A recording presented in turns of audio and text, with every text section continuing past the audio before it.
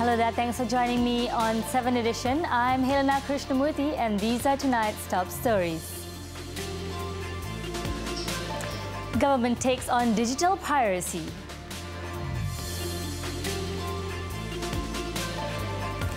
Student brutally beaten up by schoolmates in latest viral video.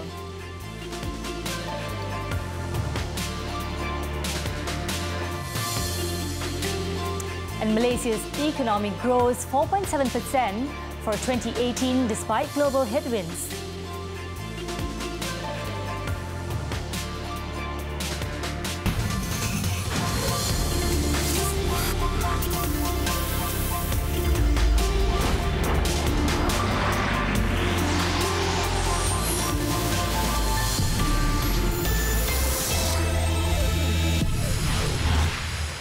We begin 7Edition with the headline story. A special legal system will be formulated through the cooperation and jurisdiction of several ministries to combat digital piracy. Communications and Multimedia Minister Gobind Singh Deo said this as the new versions of piracy syndicates, which are flourishing through the digital content market, are becoming increasingly aggressive and are not afraid of existing legislation. Many of the media industry and creative industry players have met me, they've expressed concerns, and I understand these concerns. You know, you spend so much time, you invest in a particular project, it takes years for you to actually achieve what it is you want to achieve. And of course, when you have a product, then you find that the returns that you expect or that you are legitimately entitled to are somewhat destroyed because of digital piracy. So I think in the years to come, first to acknowledge that we have a major problem, we need to deal with it, and I think that this problem is a problem that is going to grow in the years to come. So we really need to sit down and discuss how it is we're going to get around it. We have laws in place, we also have ministries that have to deal with the problem, but again it comes back to enforcement. Not just the filmmakers, no, we're talking about the filmmaker. Do you feel discouraged when it comes to making more movies? Of course, everyone feels discouraged by this kind of theft. Polisi mengamuk. Sebenarnya itu satu. The past 2 years, as pirate content. The minister spoke to the media after officiating the Kuala Lumpur Digital Content Anti-Piracy Summit in Putrajaya today. Gobind, who cited digital platform security company Irdeto, added that in 2016, Malaysia recorded the second largest digital piracy content sharing in Southeast Asia at 17%. It was also reported the same year that the local filming and broadcast industry suffered 1.05 billion ringgit loss of revenue due to illegal downloads, which also cost the government 157 million ringgit in lost taxes. The Court of Appeal today set March 11th and 12th to hear 4 appeals by former Prime Minister Datuk Sri Najib Tun Razak to reverse a High Court's ruling over the interlocutory applications in his 7 criminal charges.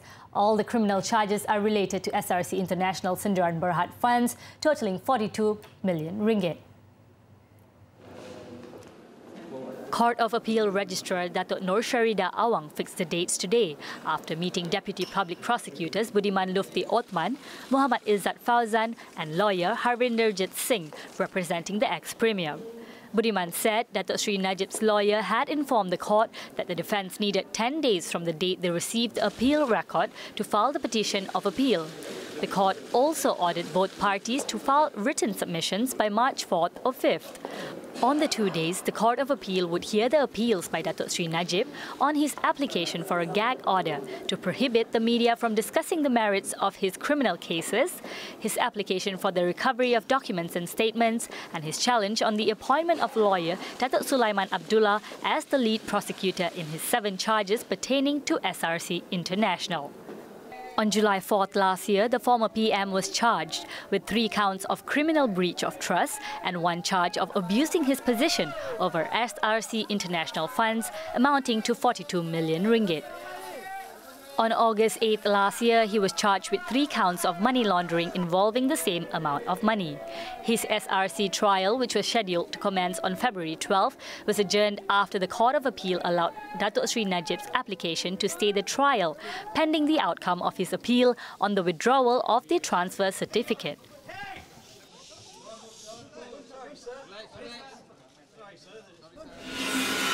Meanwhile, Datuk Sri Najib's wife has been given 7 days by the Kuala Lumpur High Court to prove the whereabouts of the 44 pieces of jewellery sent to her by a well-known wholesale jeweller from Lebanon. It was alleged that all the valuables worth $14.78 million or about 60 million ringgit were in Datin Sri Rosmah Mansour's possession before they were seized by police shortly after the 14th general election last year. Judicial Commissioner Wong Shi Lin made the order when the matter came up for case management in her chambers today.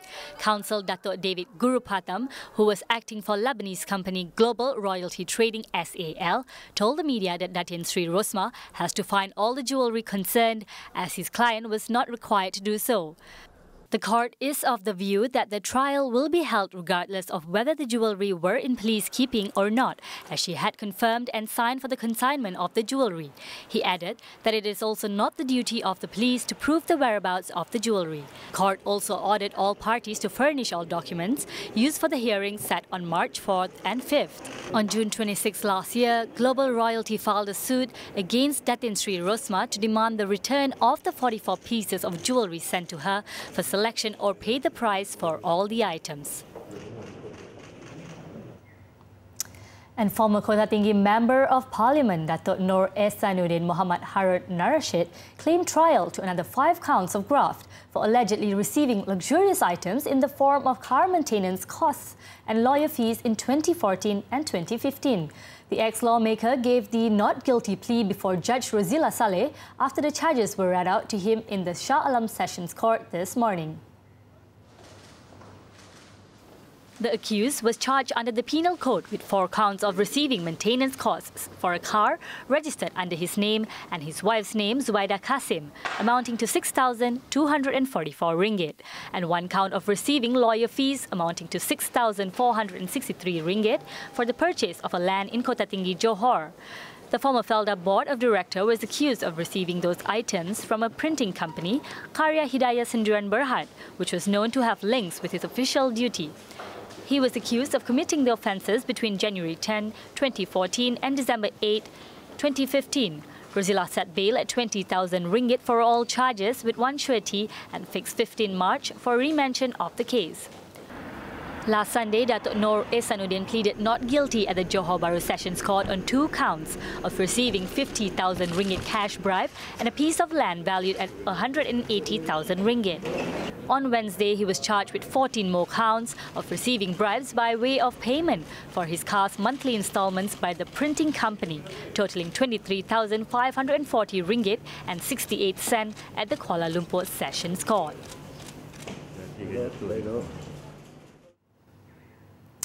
A supermarket employee believed to be a pimp was charged at the Kuala Terengganu Sessions Court with playing the role of a middleman for prostitution activities. 24-year-old Muhammad Azre Abdul Sani, however, pleaded not guilty before Judge Azman Mustafa. The accused allegedly committed the crime in front of a hotel in Kuala Terengganu at 11:20 p.m. on January 29. Muhammad Azre, along with another accomplice who is still at large, was said to have actively scouted for clients for a 19-year-old girl for prostitution purposes. They were believed to have been paid 100 ringgit for each client. The man was charged under the Penal Code, which provides a jail sentence of up to 15 years and whipping upon conviction. The court allowed bail at 6,000 ringgit with 1 surety, and the case was set for mention on March 11th.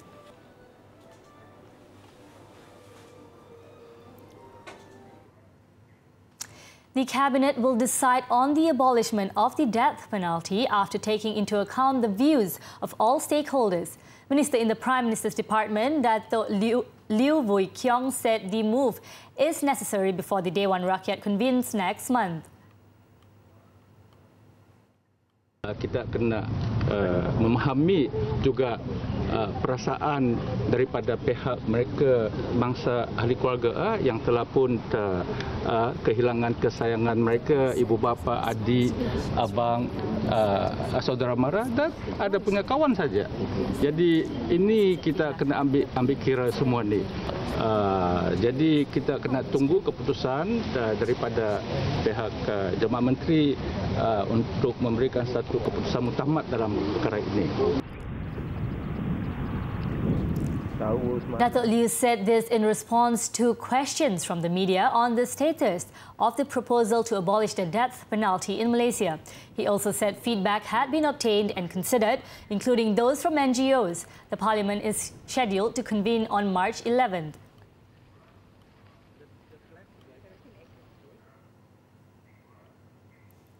The Foreign Ministry has sent its legal officer to assist all 47 Malaysians detained in Cambodia in terms of legal matters in investigations by authorities in the country. Its Minister Datuk Saifuddin Abdullah said this is because the law practiced by the Cambodian government was different from the one practiced in Malaysia. Jadi ada waktunya interpretasi itu mungkin sedikit berbeza. Ya. Misalnya dalam undang-undang yang berasaskan kepada undang-undang Perancis, istilah magistrate itu tak sama dengan istilah magistrate di kita. Jadi kalau kita sini bila kata jumpa magistrate, kita kata dah masuk mahkamah lah. Di sana tidak. Ya, itu masih dalam proses siasatan. Inquisitorial. Baru dalam proses siasatan. Jadi saya harap kita dapat memahami perbezaan proses undang-undang. Sebab itu kita hantar pegawai undang-undang kita ke sana untuk membantu. Datuk Saifuddin also said the ministry is certain most of the Malaysian detainees are innocent, as they were merely victims of a job scam and not involved in any wrongdoing. In a statement yesterday, Datuk Saifuddin said he had appealed to the Cambodian government for the speedy release of the 47 Malaysians who are currently being detained in Bante, Myan Chi.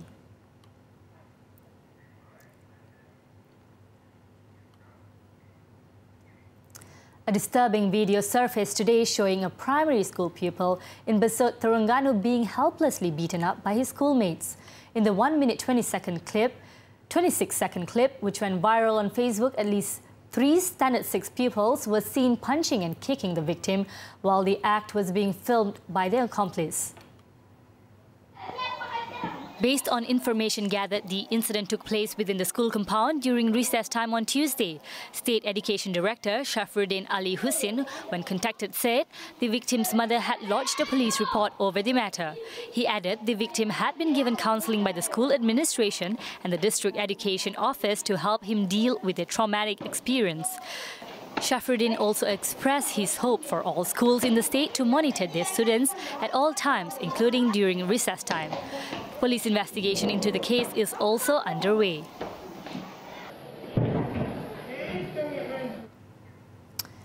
A trailer lorry driver was killed after he lost control of the vehicle and crashed into another lorry parked on the road shoulder on the Kuantan-bound lane of the East Coast Highway near Lanchang.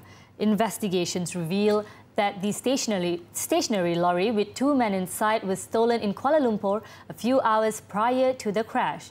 In the 7:20 a.m. incident, 29-year-old Ahmad Tahir Shamsu, who was pinned to his seat, died on the spot due to severe head injuries. Both lorries were badly damaged following the crash, but the other 2 victims escaped with minor injuries. The victim's body was brought to the Sultan Haji Ahmad Shah Hospital for post-mortem. The 2 vehicles were also taken to the Computerized Vehicle Inspection Centre, Puspakam, for inspection. Police are currently investigating the theft as well as the cause of the accident.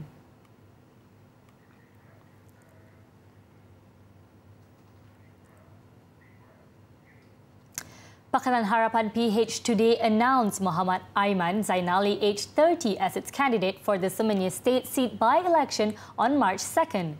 PH Deputy President and Bersatu President Tan Sri Muhyiddin Yassin made the announcement in Semenyih this afternoon. Muhammad Aiman, who is an engineer, is also the Bersatu Treasurer for the Hulu Langat Division. Also today, the Barisan Nasional picked UMNO's former Hulu Langat chief Zakaria Hanafi to contest in the by-election. The announcement was made by the party's acting president, Datuk Sri Mohamad Hassan. Yesterday, Parti Sosialis Malaysia PSM announced youth member 25-year-old social activist Nik Aziz Afiq Abdul as its candidate for the by-election. Earlier, local Malaysian Society of Community Policing President Kwan Chee Heng, better known as Uncle Kentang, has expressed his intention to contest. The by-election is being held due to the death of its incumbent Bakhtiar Muhammad Noor from Bersatu on January 11.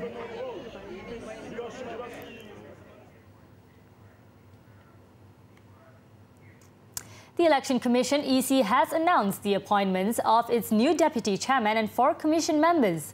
The appointments were made after consent from the Yang di-Pertuan Agong Al-Sultan Abdullah Riayatuddin Al-Mustafa Billah Shah. In a statement, the EC said University Malaya Law lecturer Associate Professor Dr. Azmi Sharom was appointed its new deputy chairman, whereas the 4 new commission members are former Foreign Ministry Secretary General Datuk Sri Ramlan Ibrahim, former Human Resources Ministry Director General Datuk Chin Paik Yong, as well as Senior Fellow at the Malaysian and International Research Institute at Universiti Kebangsaan Malaysia, Associate Professor Dr. Faisal S. Haziz, and Bersih 2 Representative Zoe Randawa. All appointments take effect from the date each individual reports for duty as EC members until they reach the age of 55. Coming up, man dragged 500 meter by snatch thief on motorcycle. Details next. Welcome back. On to the inquest proceeding into the death of firefighter Muhammad Adib Muhammad Qasim. Fireman Muhammad Hazim Rahimi says firefighters were only able to do their jobs when the police were around to control the crowd. He was speaking of the November 27 riots at the Seafield Sri Mahamariamman Temple that led to the death of his fellow fireman. Muhammad Hazim is the 5th witness on the 4th day of Muhammad Adib's inquest proceeding. Recalling his experience that morning, he told the inquest that he was in the fire truck when they arrived on scene at 1:12 a.m. to put out a fire. As the nozzle man, he had gotten out of the fire truck immediately to take out the hose reel. Then he saw people from the front of the temple rushing to attack the fire truck, but one man was running towards him holding what looked like a samurai sword. Out of fear, he ran to the rear side of the Emergency Medical Rescue Services (EMRS) van parked behind the fire truck, went inside and hid. Rioters also threw 2 helmets into the rear of the EMRS van, breaking 2 windows at the back. Today's proceedings was day 4 of the inquest, which is held at the Shah Alam Sessions Court with Judge Rafiah Muhammad as coroner.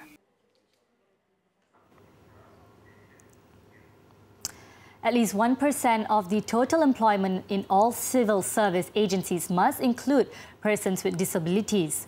This is in line with the Action Plan for Persons with Disabilities 2016 and to 2022 in ensuring that individuals with disabilities become a growing part of the nation's workforce. Based on the action plan, the Public Service Department in a statement today said that the task will be handled by the respective heads of services.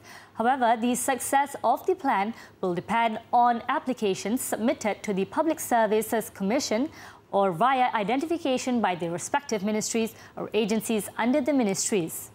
The appointments of these individuals will also depend on these candidates being able to fulfill the required criteria in a particular service scheme, their suitability with the job scope and the universal access facilities that can accommodate to their needs at the respective agencies. The policy is extended to include all types of employment, from permanent to temporary contract, as well as other types in the force. To date, almost 4,000 positions are filled at various levels in the public sector by disabled candidates.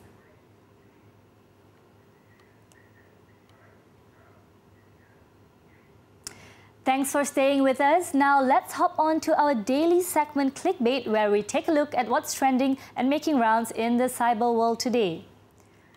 How far would you go to protect and save your valuables from criminals? A recent video went viral on social media showing footage of a man grabbing onto a snatch thief at Taman Asian in Malim, Malacca.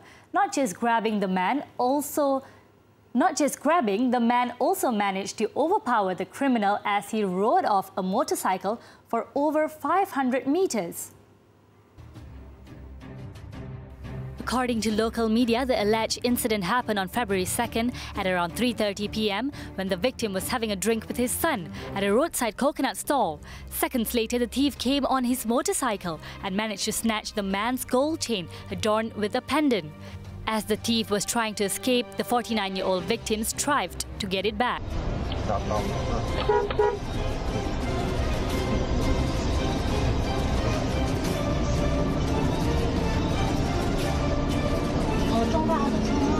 It is reported that the victim suffered a loss of at least 11,000 ringgit. Meanwhile, Malacca Police has identified the suspect's motorcycle, which has been left about 2 kilometers away from the incident location. However, they are still in search of the suspects.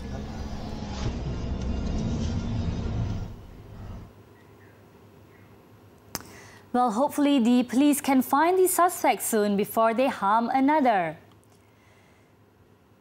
Now updated as of 7 p.m, here are the top trending topics and searches on the internet today.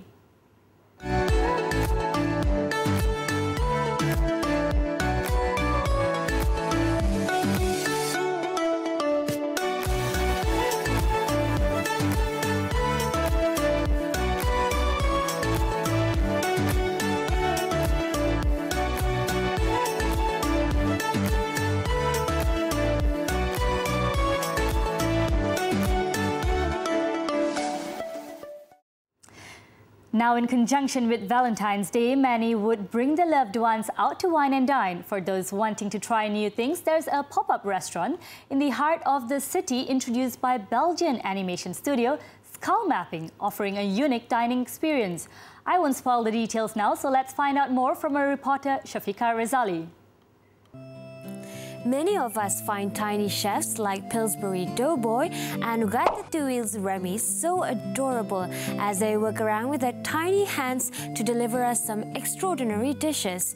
Well, tiny chefs are here in town and they are here to stay, as just recently in Kuala Lumpur, Le Petit Chef arrives to bring a series of charming animated movie-like shorts as you dine. A YouTube video of the thumb-sized chef preparing meals went viral, garnering nearly 7 million viewers now. Come join me.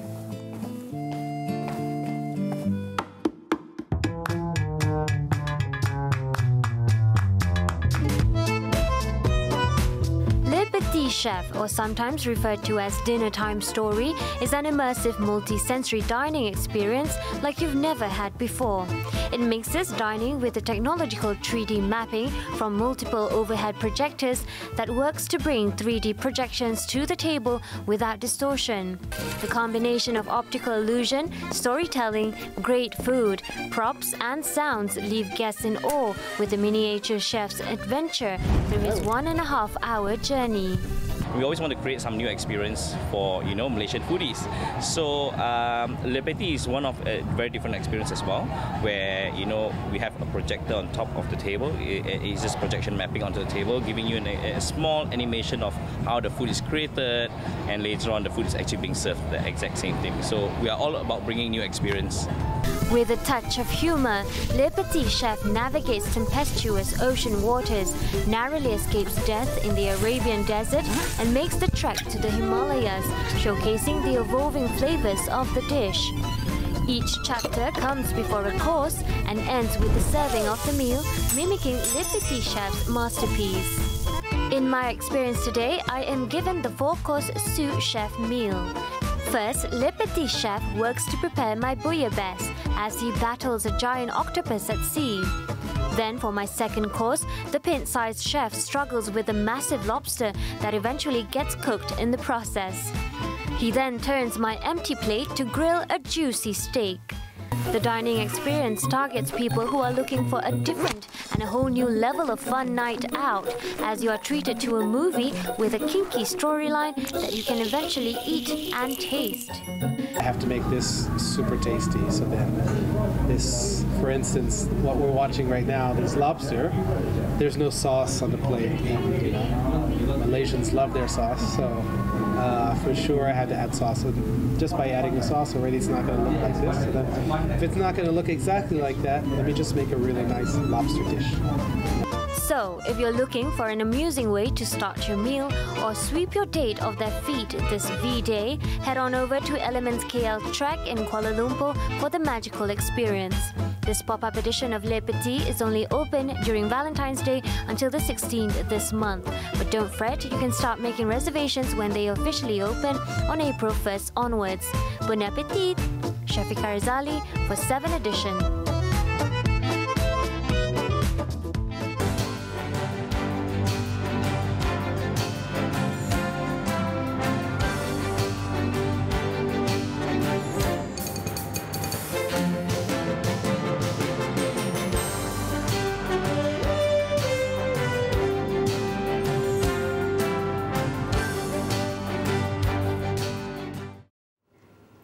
The Malaysian economy grew at 4.7% for 2018, anchored by private sector spending and continued expansion in the service and manufacturing sectors.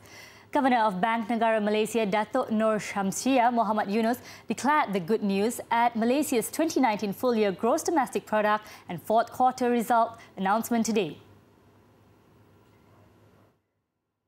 These factors offset the supply disruptions in the commodity-related sectors, the rationalization of government spending, and a challenging external environment.